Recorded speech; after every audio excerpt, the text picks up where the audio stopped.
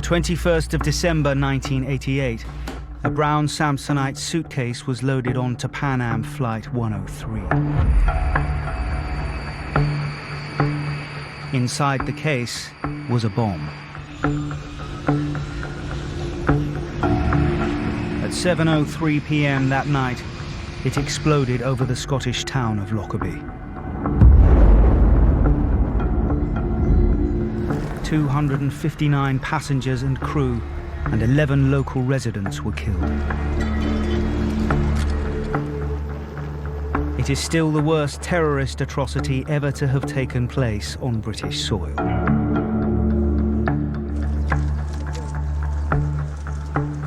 Although Libyan Abdelbasit al-Megrahi was convicted of the crime in 2001 and sentenced to life in prison, his family continues to appeal the verdict. On this, the 30th anniversary of the atrocity, we recall the tragedy of that night through the personal stories of survivors and victims' families, some of whom have never spoken before.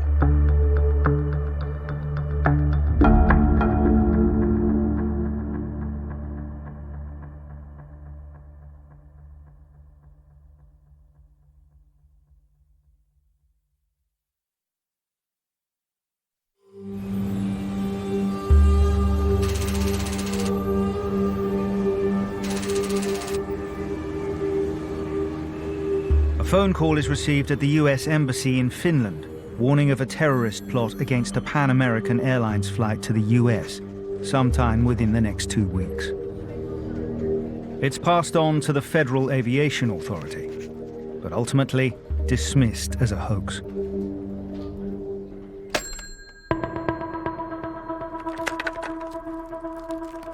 Who made the bomb that blew Pan Am Flight 103 out of the air, and who placed it on board, is still disputed 30 years later. What we do know is that the bomb was made of 450 grams of Semtex plastic explosive attached to a timer. The bomb was then placed inside a Toshiba radio cassette player. The cassette player was placed inside a brown suitcase.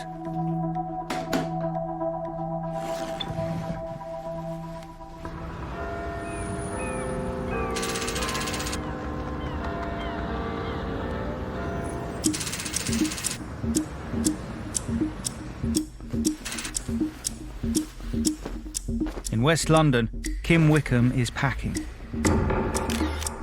She's one of a large group of American students from Syracuse University who have been studying in London for a term.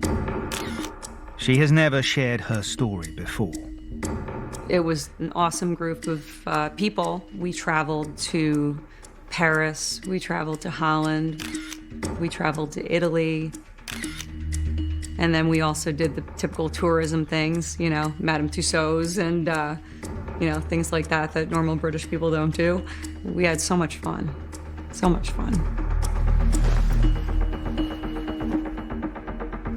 After packing, Kim goes to see her close friend, Nicole Boulanger. It wasn't all that far away. It was maybe like a 10 or 15-minute walk from Notting Hill Gate down Portobello Road, hang a left. Nicole is studying acting and singing. She's looking forward to returning to America to see her parents.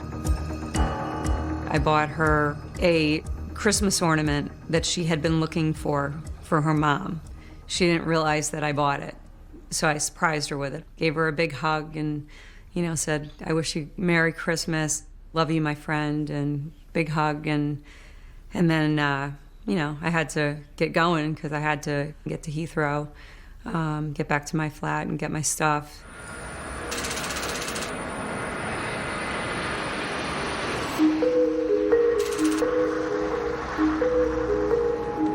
December the 21st is one of the busiest travelling days of the year.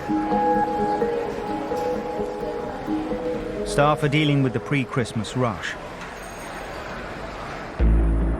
Out on the tarmac, a Pan Am Jumbo 747 has just arrived from San Francisco.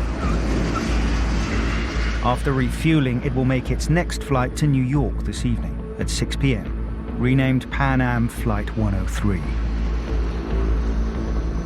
Before this happens, the brown suitcase will find its way into the cargo hold.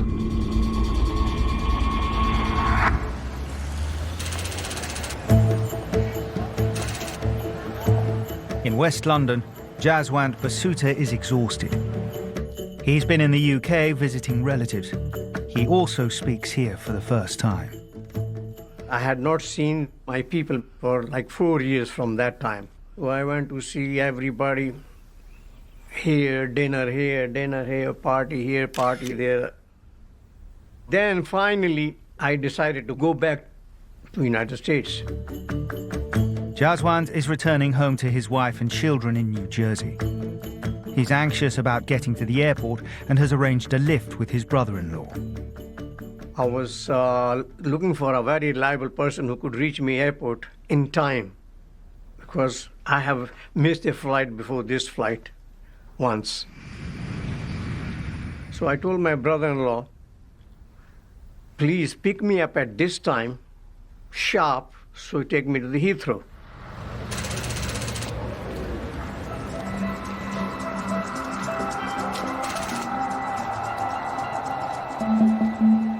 Also scheduled to fly back to New York that evening on Flight 103 is actress Kim Cattrall, who's in London working on a feature film, The Return of the Musketeers. It's 10 years before Sex and the City fame, but her film career is already going well. The decision she took that day was something she called the defining moment in her life, in this candid interview from 2014. The last minute before I took off to the airport, I decided to take another flight because I had neglected to go to Harrods and buy my mother a teapot.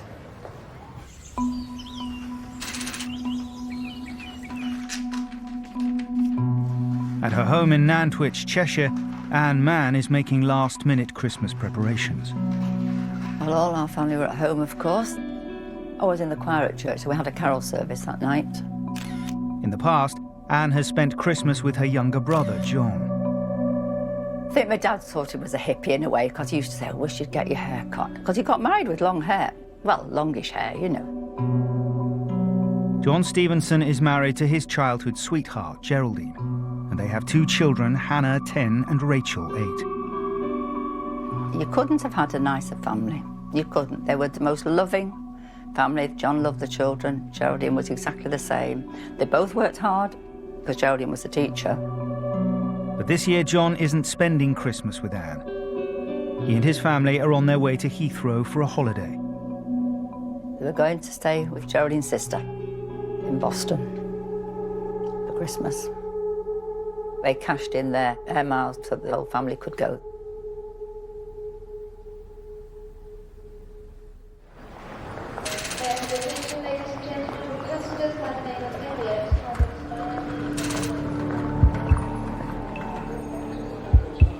At Terminal 3, the check-in desks are now open. Flight 103 is due to depart for JFK in New York in 3.5 hours' time. The Boeing 747 has capacity for over 400 passengers. But although it's only 4 days to Christmas, it's less than 2/3 full. Pleased to have got a last-minute ticket is 22-year-old medical student Flora Swire. She'd come home for the weekend before, and she had stayed for lunch on Sunday. And on the Monday, she'd rung up, and I knew she wanted to go. She said, well, I've managed to get a flight, and we're going to fly on the 21st. An outstanding student, Flora has been awarded a postgraduate place at Cambridge. She's decided to surprise her parents with the news when she gets back. Apart from being very clever, she was also loaded with common sense. She was terrific fun. I remember when 2 of her friends came up for a bit of vacation there, and they were all dancing in synchrony in the middle of the floor. The whole sitting room floor was going up and down underneath their pounding feet. But she really enjoyed life. Flora is going to spend Christmas with her boyfriend at Harvard.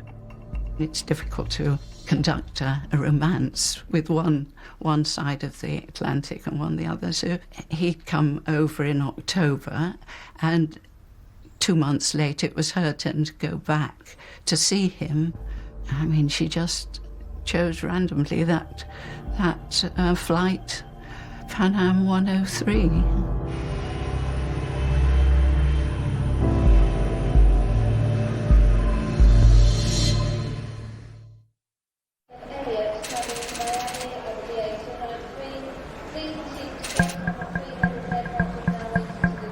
Passengers for Pan Am Flight 103 have started to check in. 2 days earlier, the British Transport Department wrote to airlines at Heathrow, warning of a bomb being concealed in a Toshiba radio cassette player.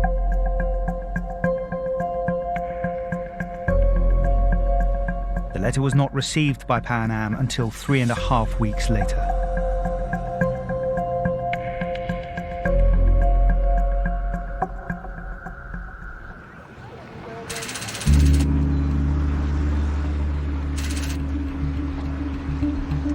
In West London, Jaswant is still waiting for his brother-in-law, who is stuck in Christmas traffic.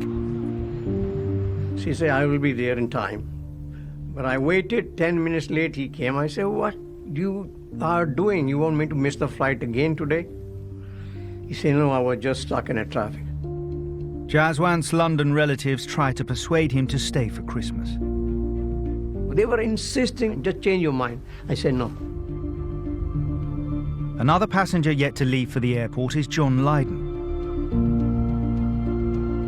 A decade after becoming famous as Johnny Rotten, lead singer of the Sex Pistols, he is now married and packing with his wife Nora for a holiday in the States. But she takes too long and the couple argue. In this recent interview, Lydon reflects on what happened that day.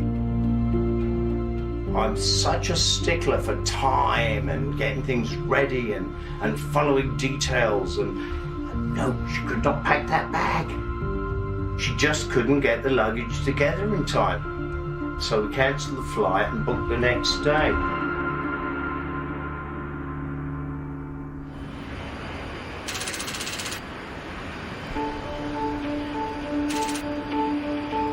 In air traffic control, Richard Dawson is 3 hours into his shift.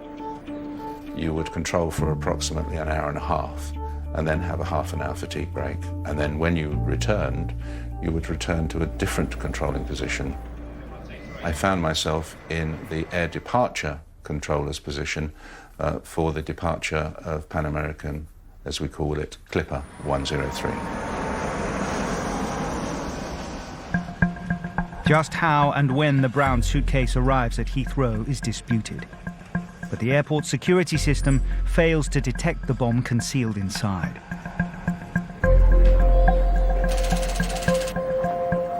Passengers are now passing through security. 43 of them are British, including 19-year-old Ellie Ivel, who works at a dog's home in Windsor.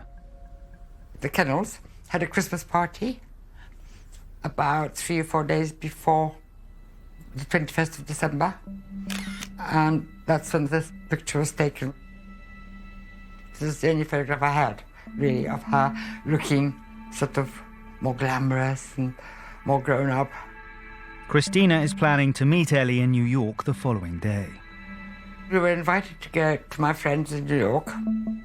We didn't have any money, so we went as couriers. You take documents over, and they pay most of your fare. But we couldn't travel together. The courier company refused. And we tossed a coin. Who's going to go first? I remember in the kitchen we tossed the coin. And she won.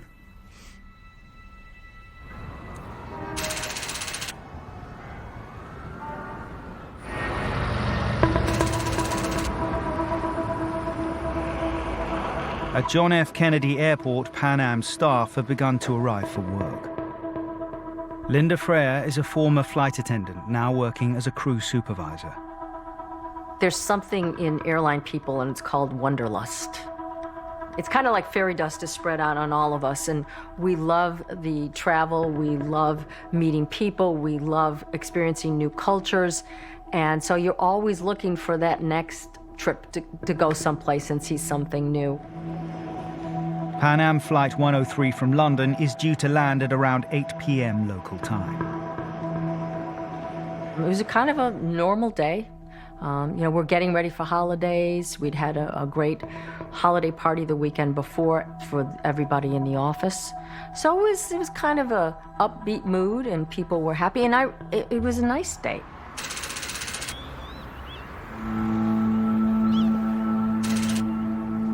"300 miles north of Heathrow, it's already dusk in the small Scottish border town of Lockerbie. Christmas time, I think, is quite quiet. We have our lights that are switched on. We have Christmas decorations up, and you have a little glass of wine or some little beverage of some sort, and mince pies. Marion is at the Lockerbie ice rink. She's waiting for her 9-year-old son, David. He plays in the junior curling team. David would have walked across from school, which was just adjacent to the ice rink. And it's just something that is so accessible for children, to walk across. And then I met him and had his shoes and his money ready for him to play his game and to get his training that evening.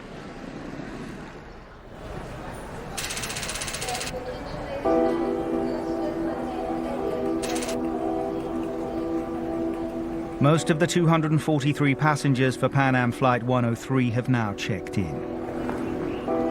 The group of American students from Syracuse University are heading for Gate 14. They include Ken Bissett, who has just celebrated an important birthday. He was originally going to go home on the 19th and then decided he wanted to celebrate his 21st birthday with his friends. Ken is Kim Wickham's flatmate. I loved Ken. He was very old soul, kind of. I remember he'd just sit there with his leg crossed, smoking his cigarette, and he was very thoughtful, very educated. He loved to read. Ken wanted to be a writer. His mother, Carol, was just 19 and unmarried when she gave birth. Since it was 1967 and my father was principal of the high school, being an unwed mother in that town would have been extremely difficult. I decided that I would give the baby up for adoption. Ken is heading home to spend Christmas with his adoptive parents. He will have a window seat, number 31J. Another member of the group, Kim Wickham's close friend Nicole Boulanger, is in seat 28B.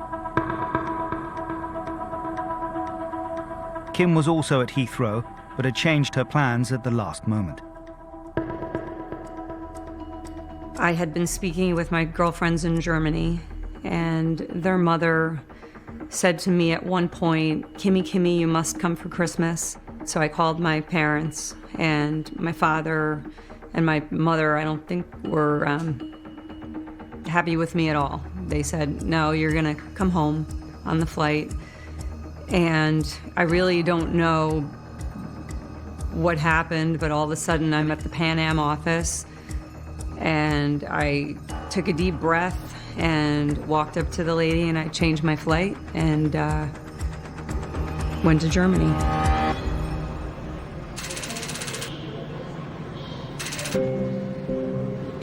Jaswant Basuta has finally arrived at the check-in, along with several family members who have turned up to say goodbye. I checked in my luggage. There were so many members of the family came to see me off. I went out. Her brother, he said, listen, we still have time. You must have a beer with me.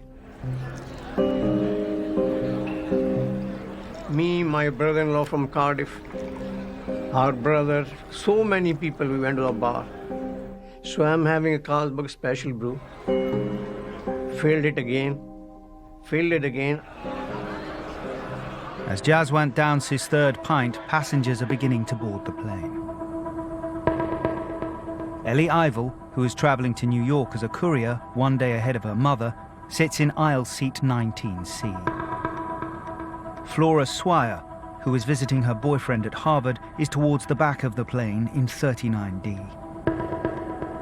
And the Stevenson family, John, Geraldine, and their 2 children, Rachel and Hannah, are in the middle, in seats 22D and 22G.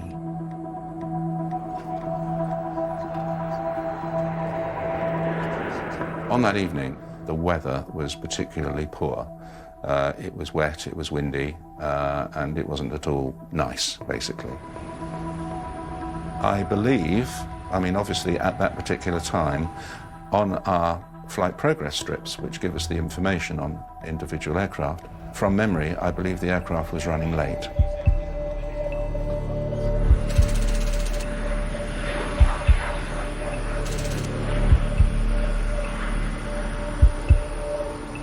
Out on the tarmac, baggage handlers are loading the last pieces of luggage aboard Pan Am 103.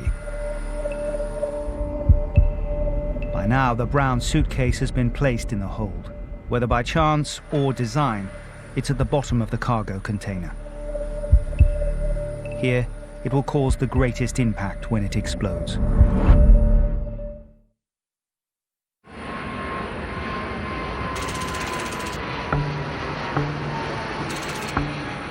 In air traffic control, Richard Dawson has 2 hours left on his shift. I was the air departure controller that evening for runway 27 right, which is the northerly runway of the 2 parallel runways that we have at Heathrow.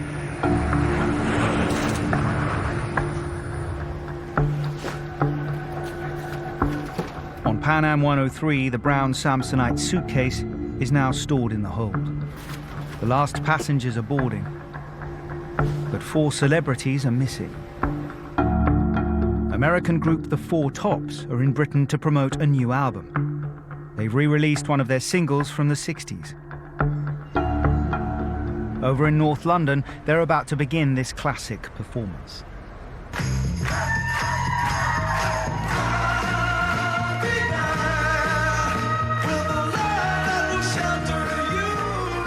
A last-minute change by the Top of the Pops producer to record on the 21st meant they had to cancel their tickets on Flight 103.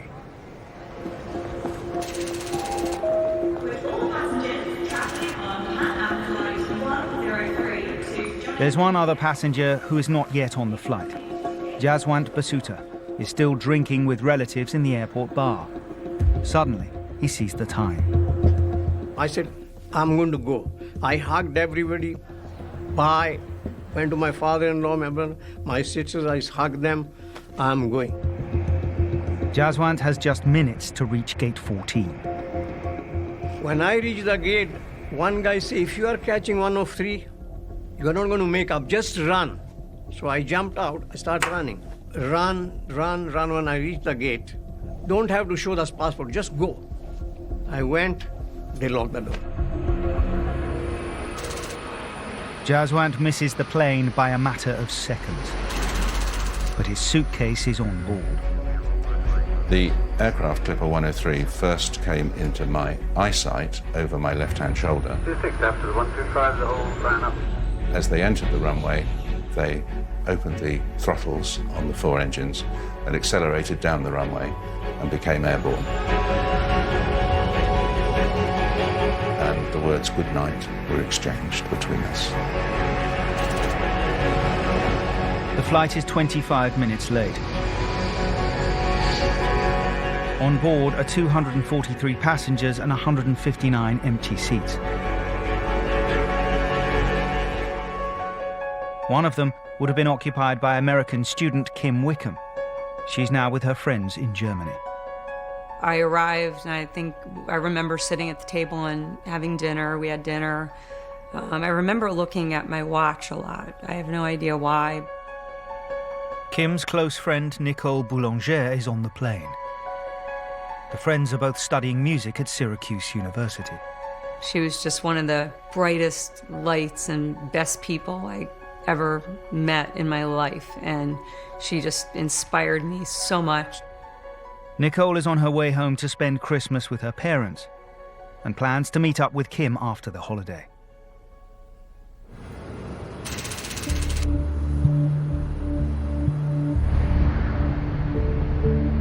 As Flight 103 begins its ascent, it is handed over to Robin Hill.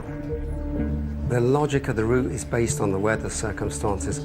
Either the aircraft will go out via Land's End, through Wales, or through Scotland. And on this particular day, the most advantageous winds were via Scotland. Pure chance to do with the meteorological situation at the time. On board 103 are 16 crew, including newly qualified flight attendant Jocelyn Rayner. On her 10th birthday, I asked her, "What do you want to be when you grow up?" And she said, "A stewardess."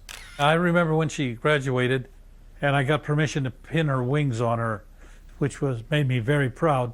And my daughter won her wings.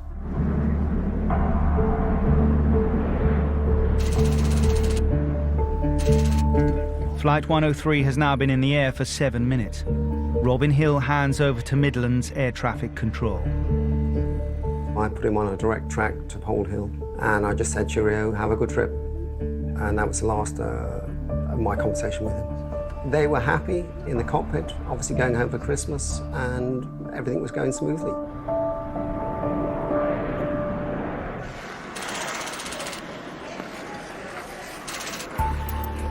The flight path will take the plane directly over Lockerbie, where David Murdoch has now finished on the ice.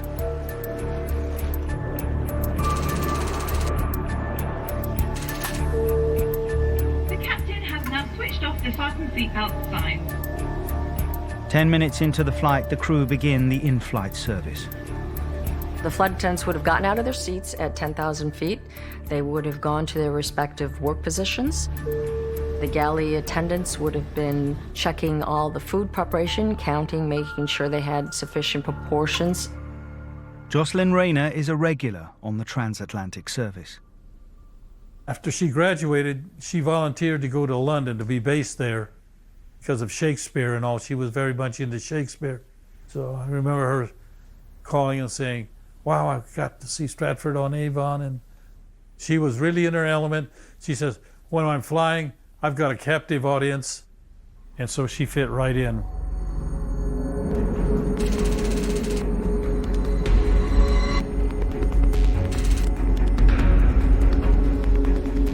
The flight is now crossing the Scottish border,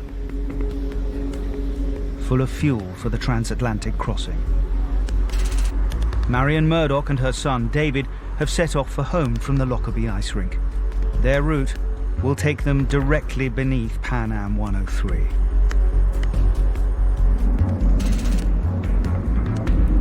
They're now serving drinks in economy. You had your basic mixers, your vodka, your gin tonics. We had little bottles of champagne. Pina coladas were pretty popular.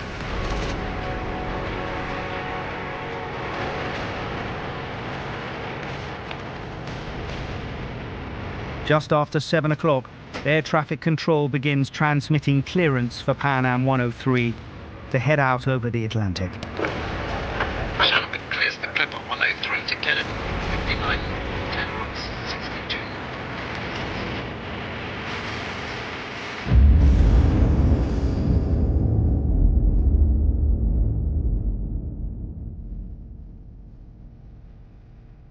They receive no reply.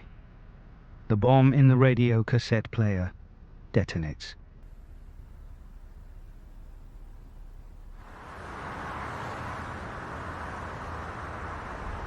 Six miles below, the explosion cannot be heard, but as the plane disintegrates, the 4 engines are still running. Marion and her son, David Murdoch, are now directly below the falling wreckage. This noise was getting louder and louder and louder, and I was almost screaming at Mum to speed up the car. I really was panicking and trying to hold on to the steering wheel and wonder, what on earth is this happening? It was just so loud. So loud. A really, really deep, deep, loud noise.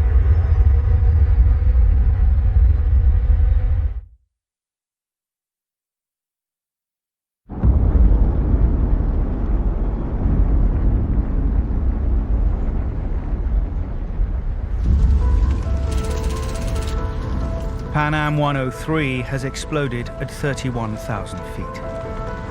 The two wings, containing 90 tons of aviation fuel, fall on a residential street in the south of Lockerbie, narrowly missing the car of Marion Murdoch and her son David. We heard the impact, and it was almost like the car was like jumping off the road. Yeah. And I would actually turn around at this point and literally could see almost like the Hiroshima type bomb, the mushroom type cloud, and that was just pillowing up into the sky. Reports from other planes in the area immediately reach air traffic control. The pilots just reported a fireball. That's all they'd seen, a fireball in the Scottish borders area. It was a very clear night. It was a winter's night, very dark, so you can see a fireball from miles away. I think they thought immediately it was the petrol station had actually blown up, and that's where we've seen the big explosion.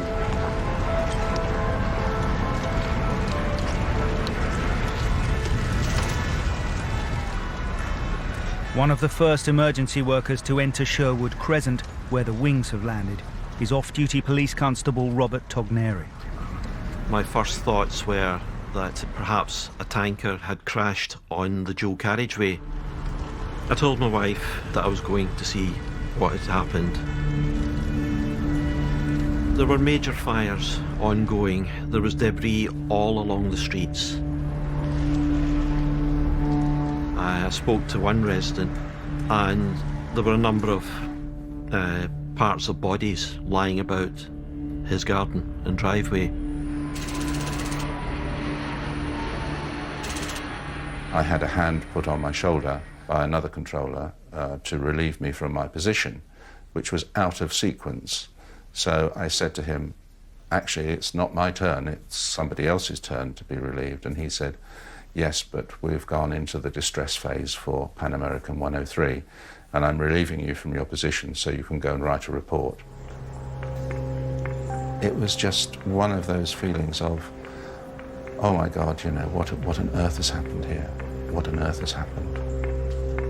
At Terminal 3, police are searching for one passenger whose suitcase was on Flight 103, although he was not. I'm just sitting there by myself, cursing myself, and the two cops came to me. Are you so and so? Yes. Where were you flying to? I say, to United States, New York.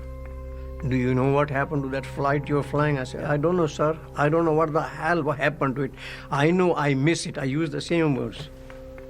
He said that flight crashed in Scotland. I wouldn't believe him. Then they said, you have to come with us to the Heathrow police station and explain us how did you miss it.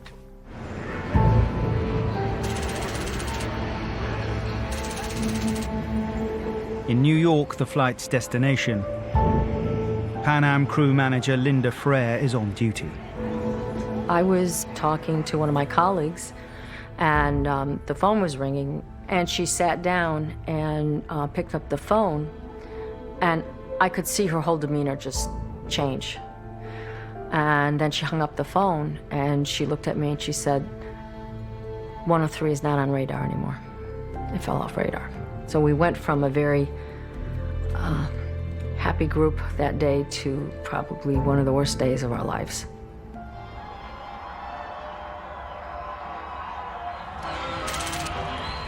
An hour and 20 minutes after the bomb exploded, Jane Swire, mother of medical student Flora, is at home. All I remember was that a flash came sort of onto the television that evening.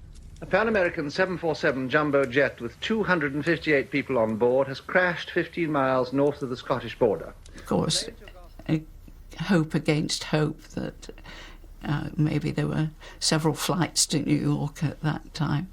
But, I mean, like all parents, you sort of have a terrible sixth sense that this was it, that this could have been her flight. There are no details of casualties yet. We'll bring you more details on News at 10. Ellie Ivel's mother, Christina, is also watching TV. It was on the news, and I knew straight away it was that plane. I don't know why, I just knew.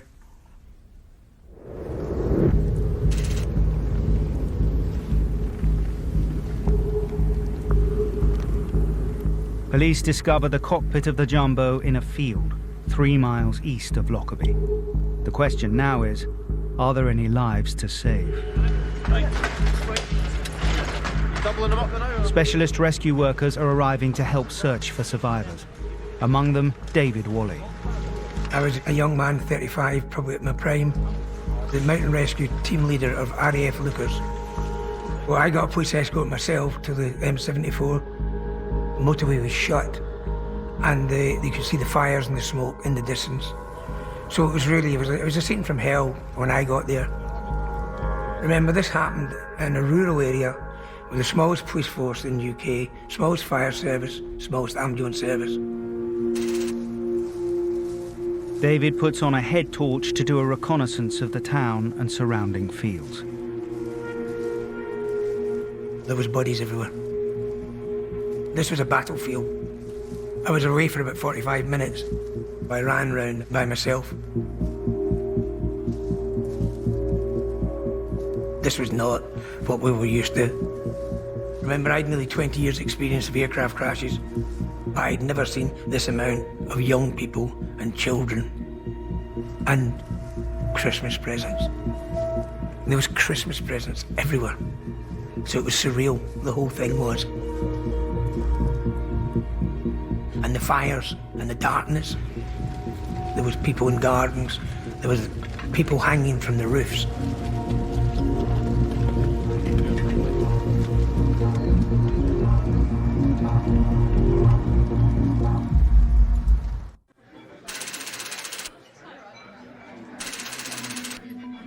American student Kim Wickham has just had dinner with her friends in Germany.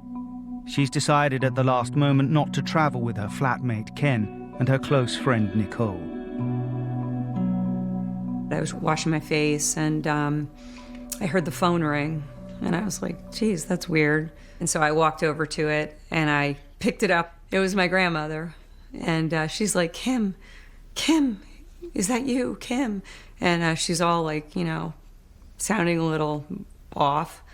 And I'm like, yeah, Grandma, what are you calling? It's the middle of the night. So she proceeded to tell me that my plane crashed. And just give me 1 second. So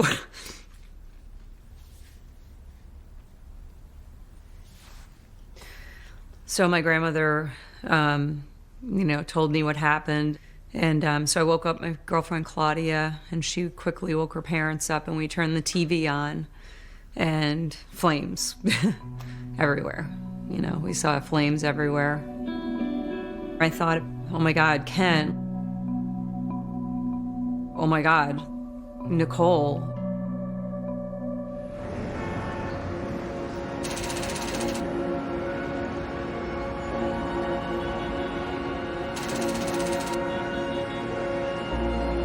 Nicole's mother is on her way to collect her from the airport. We were so excited.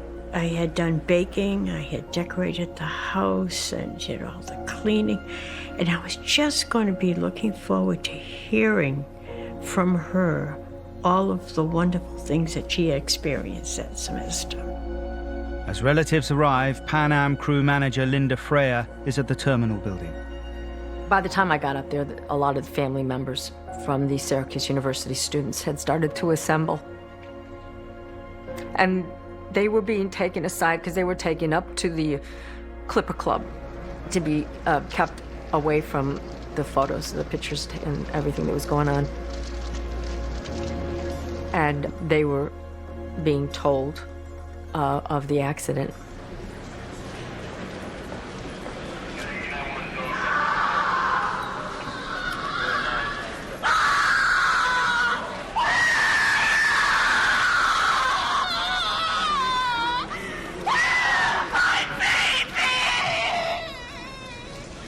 One mother that I'll never forget, because she collapsed pretty much in front of me, in front of the podium, upon seeing information about the flight. It just never leaves you. It's just there. And you just didn't know what to do or what to say. The hard part of recalling that was that I couldn't move. I had tripods between my legs. I had visual people in my face with flashes and lights. And it felt like forever. I'm sure it was only a short time. And people helped me up.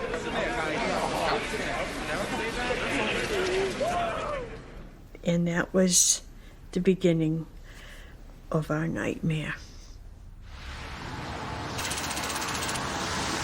2.5 hours after the crash, police open a temporary mortuary at the town hall. 18-year-old local police constable Colin Dorrance is on duty there. A farmer drew up with a pickup truck, and the farmer had collected some debris which had landed in his farmyard, and we unloaded the pickup truck. This took us a few moments, but then we became aware that there was someone in the passenger seat. I had assumed that this was a young, grandson or a son of his that he couldn't leave alone in the farm or something like that. But it turned out he'd picked up this young child who was from the plane, wrapped him in a coat, and the child looked, at first glance uninjured, and just asleep. The young child was the first to arrive into the town hall. It was just such a stark moment. It's obviously still too early to put a precise figure on the number of dead and injured, but indications so far suggest that there were no survivors from the aircraft. The number of ground casualties is still being assessed. In Cheshire, Anne Mann doesn't know if her brother and his family were on the flight. I spoke to Heathrow and they said they would ring us back. They wouldn't, obviously hadn't got all the passenger lists, they didn't know etc. then, but they would ring us back, and they rang us in the early hours of the morning, 2 or 3 in the morning, to say yes, they were on. Flora Swire's parents are also trying to get news about their daughter. Well, obviously we couldn't sleep. Jim kept trying to get through to Pan Am to confirm that was her flight, and eventually he did, in about 2 o'clock in the morning. I can't describe the shock, the disbelief, the grief. It is just a terrible emotion that is impossible to come to terms with. I mean, it was the most devastating experience of our lives.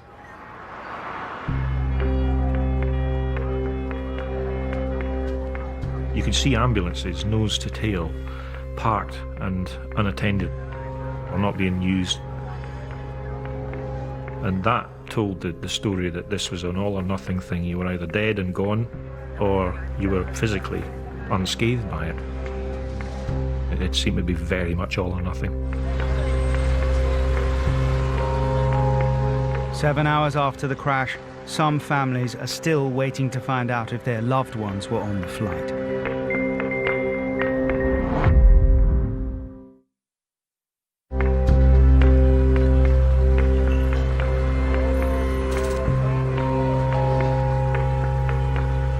It's just 7 hours since Pan Am 103 exploded over the Scottish town of Lockerbie. The search for answers has already begun. There are 3 main reasons why the plane may have crashed. One was that there was some kind of catastrophic failure, another was collision, and the third possibility was that it was a terrorist attack. At Heathrow, police are interrogating their first suspect. Jaswant Basuta missed the flight by just 1 minute and has been detained by police for questioning. So they took me to the Heathrow police station, which was a very, very long interrogation. And they couldn't find anything. They said, tonight you have to stay here. I say, I'm not going to stay here tonight. Why should I stay? What did I do wrong? He's under suspicion because although he wasn't on the flight, his suitcase was. Maybe a lot of people must be thinking somebody didn't get on the plane and his luggage was on the plane. Could be a person. It was their duty. It was their job to make sure. Jaswant's wife in New Jersey has no idea that he didn't get on the plane.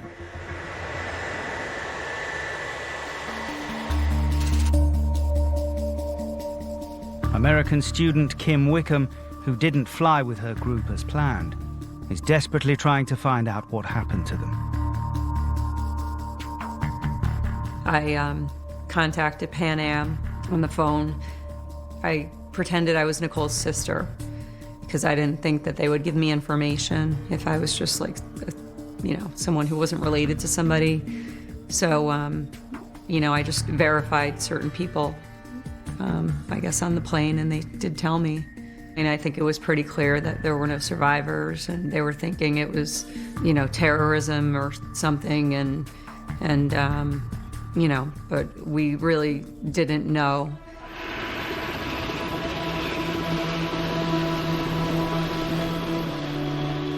With first light in Lockerbie, the world finally sees the enormous scale of the devastation.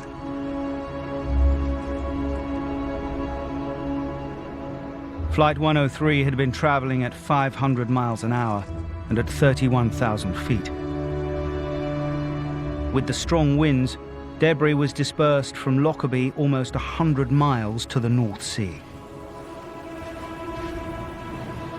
Teams spread out in the critical search for evidence.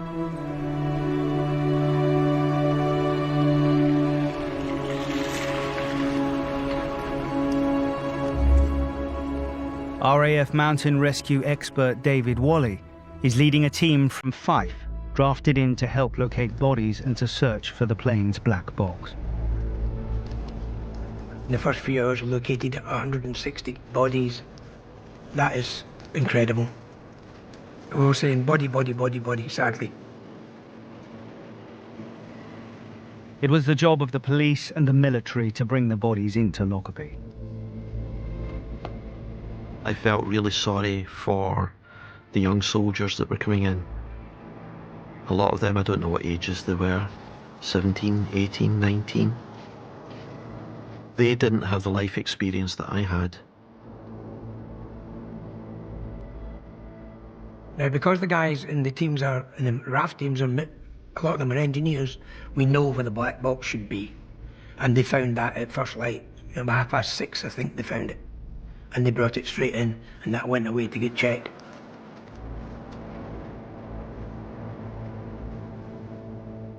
While they wait to hear if the black box holds any clues, each one of the bodies from the plane has to be photographed and its location recorded before it can be moved.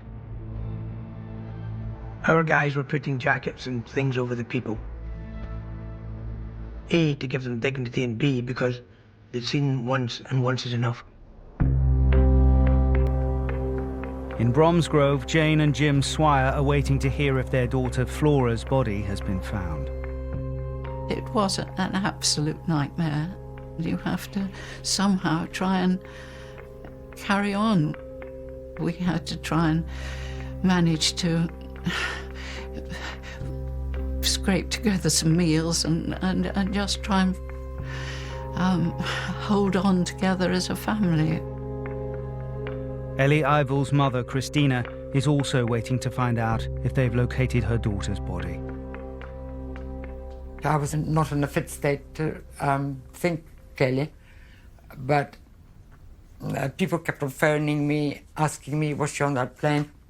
A girlfriend of mine came straight over from Kent to be with me, and my GP came over. They all heard.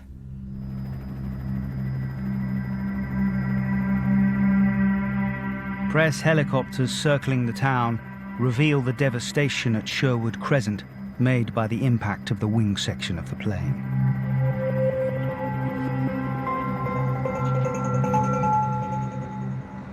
Three houses in the street have been totally obliterated by the blast. 12 local residents are currently unaccounted for.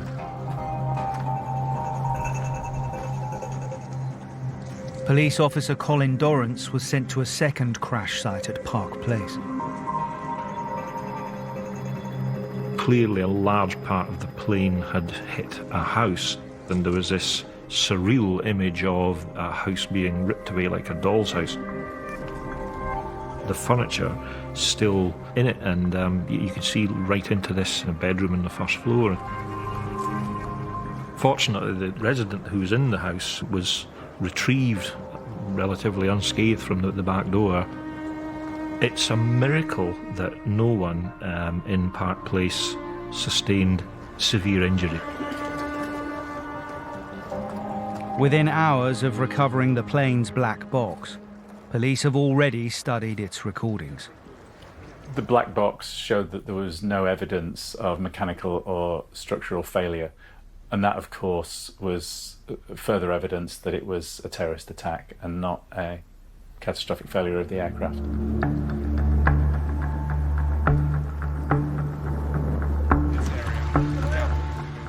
Unbeknownst to investigators, somewhere amongst the 290 tons of wreckage are fragments of the radio cassette player and the brown suitcase.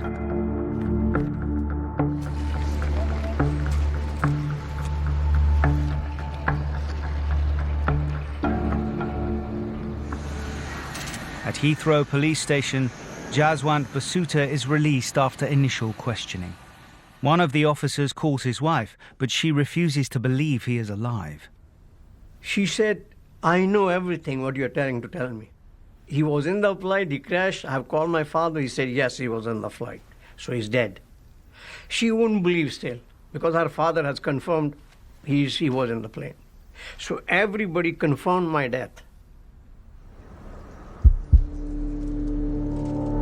With no suspect and no evidence of mechanical failure on the plane, the focus on recovering vital evidence from the crash scene intensifies. I think the primary difficulty for the police was just the sheer scale of the crash site. This was the biggest loss of life that there had been since the Second World War. They had a crash site that was hundreds of square miles. They were faced with what was a huge and very, very difficult job.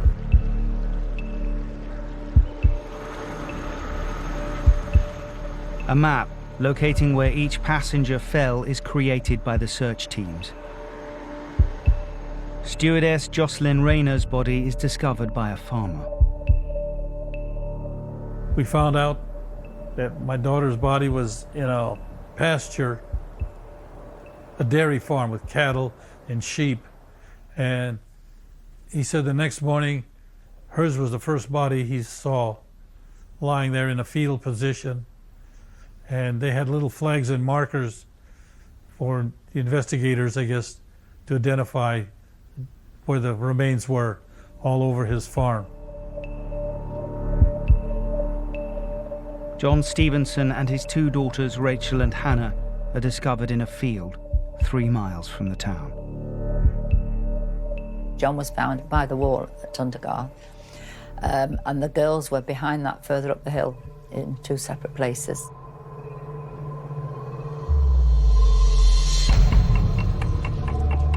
Three days after the crash, police make a vital discovery. 2 police dog handlers found a piece of blackened and twisted aluminium which appeared to show signs of explosive damage. It has been established that 2 parts of the metal luggage pallet framework show conclusive evidence of a detonating high explosive. The explosives residues recovered from the debris have been positively identified and are consistent with the use of a high-performance plastic explosive. Terrorism is confirmed. But some families are still waiting for the bodies of their loved ones to be found.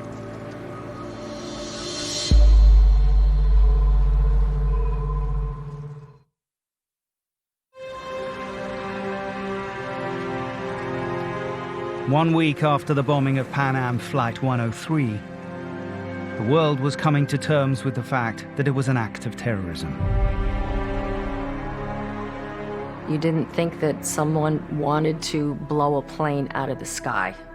It just seemed like something so horrible that it wasn't conceivable in someone's mind to blow themselves up, conceivably, and or a plane full of innocent people. In Lockerbie, the task of recovering and identifying the bodies of 270 victims is ongoing. Those that can be recovered are brought to temporary mortuaries in the town.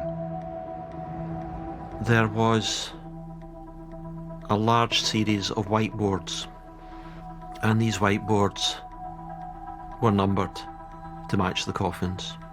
A name of a person, a country of origin. And it's standing there and looking at that, the sheer scale of it, the sheer loss of life, hits you. You know, and you really do ask yourself, why? Christina Ivel is waiting for her daughter Ellie's body to be released. You're in a daze, really, because there's so much to think of. You're waiting for a body to bury, and then you get sort of interviewed by that strange Secret Service personnel who want to know why we were traveling, and I said, well, she had hand luggage. But, you know, they drilled me. Investigators suspect the bomb was concealed in a suitcase and are working to match every bag found in the wreckage to a passenger on the flight.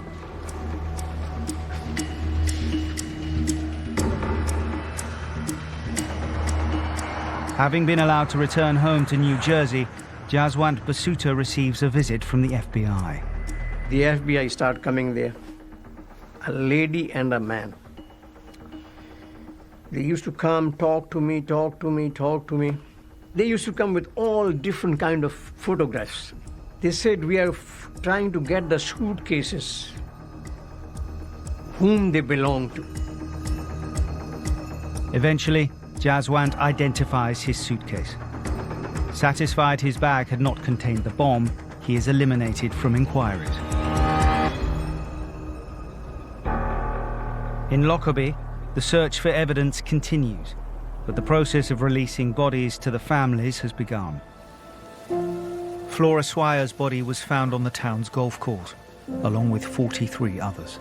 I didn't want to see her body, partly because I knew it would be damaged by that huge fall of 30-odd thousand feet. And I had a horrible feeling I might remember her in that state instead of that lovely, vibrant, beautiful girl whom I'd kissed goodbye to at the weekend before. So I didn't want to see her body, but it was important to Jim. Her face was unrecognisable. And I said to her, well, would you mind if I looked at her feet? They uncovered her feet for me. She'd consulted me once about a mole she had on her big toe. And there, on her big toe, was the mole. So although her face was almost unrecognisable, and her eyes were open, her big toe clinched it. Ellie Ivel's body was found in a field on the edge of Lockerbie and is finally released to her mother 4 weeks later. Well, she had just a tiny bruise here, and her mouth was sort of droopy on one side, looked a bit sulky. Otherwise, her face was fine, but covered up to her neck. American student Ken Bissett was one of 67 victims recovered from the crash site at Park Place. His body was returned to his family in the United States. Kim Wickham had been his flatmate in London. Ken was wonderful. He was fun. He was funny. He, every night, would make chicken Kiev, which drove me completely insane.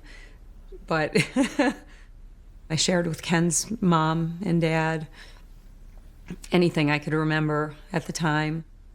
He was adopted, and they just loved him, like just adored him. And I mean, he really couldn't have asked for more loving, wonderful parents. 6 weeks after the crash, the search for victims is finally called off. 259 passengers and crew and 11 local residents are confirmed dead. The bodies of 17 of those are never recovered, so a special memorial service is held for them in Lockerbie. Let us commend to the love and care of our Father all our brothers and sisters who were suddenly taken from us in this disaster. One of the bodies never found was that of American student Nicole Boulanger. Nicole had been seated in the wing section of the plane that exploded on impact at Sherwood Crescent. We still kept hoping that her body would be recovered, but as time went on, we had to accept the fact that that was not going to occur. I had requested, however, of the Pan Am officials dirt from Sherwood Crescent crater, where it was found that my daughter had died.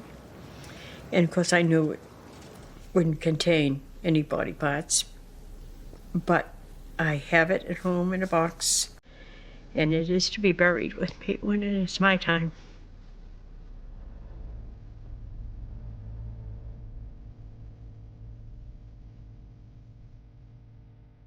Those that missed the flight also bear the scars of that day. I just felt guilt and overwhelmed with, sadness. I was supposed to be on the plane. I feel guilty. You just do, I think. I don't really know what the logic of it is. I don't know that there is a logic to it, but it doesn't really go away. I can't sleep very well at night. But something is there who give you peace, who give you strength, which is God's name, or God himself. You have to have faith in it. Christina and her daughter Ellie had tossed a coin to decide who would travel on Pan Am 103. It would have been better if it had been the other way around. The guilt that you sort of imagine yourself rushing her to Heathrow, dragging her out of the queue, don't go. But it's just a life sentence.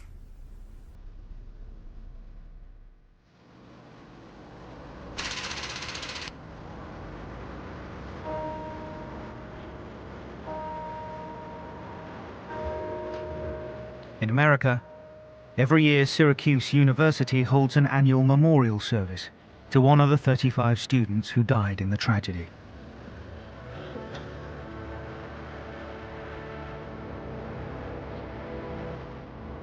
"30 years on, it's the first time Kim Wickham has felt able to attend the annual event in memory of her friends. I still remember everything like it happened yesterday. I still remember going to see Nicole. I still remember my grandmother calling me and telling me what happened. Ken Bissett's adoptive parents have since passed away. Ken died before his biological mother Carol was able to trace him, but she regularly attends the memorial in Syracuse. Every time we come here, we hear the names being read. They're just real people in the wrong place at the wrong time.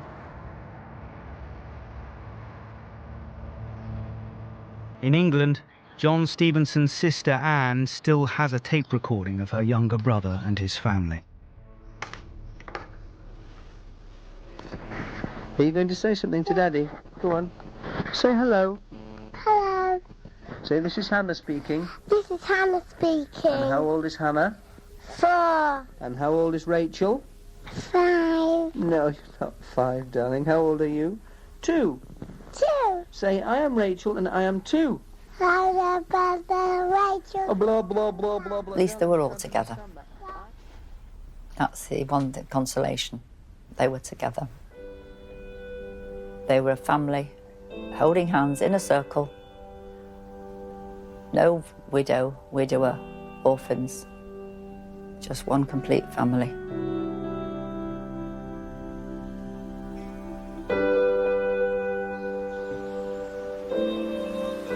"30 years ago, Jim and Jane Swire began work on a memorial to their beloved daughter Flora that has stood the test of time. I was unable to do almost anything to begin with for the first few weeks, and as it happened by chance, a delivery of trees had been made because we had a plan to start a wood near our house, and it struck me immediately that I wanted a vibrant living memorial in memory of such a vibrant girl.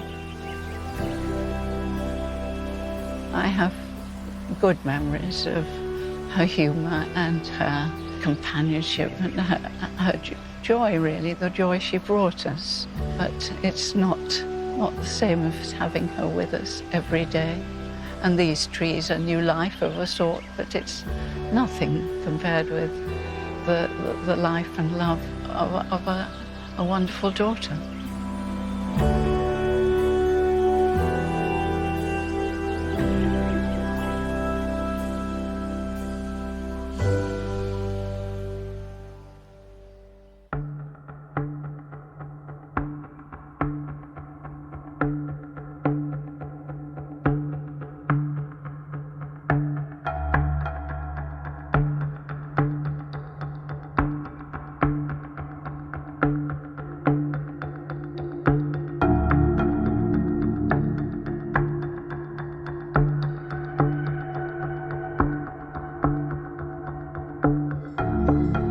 Channel 5 is documenting 80 years since the start of World War II. Tomorrow, the story of Bismarck, Hitler's great warship that threatened Britain's Atlantic convoys. That's brand new, Wednesday night at 9. Next, Midnight Murders on 5, and the emotional mindset that led to a killing in cold blood and the body in the freezer in just a moment.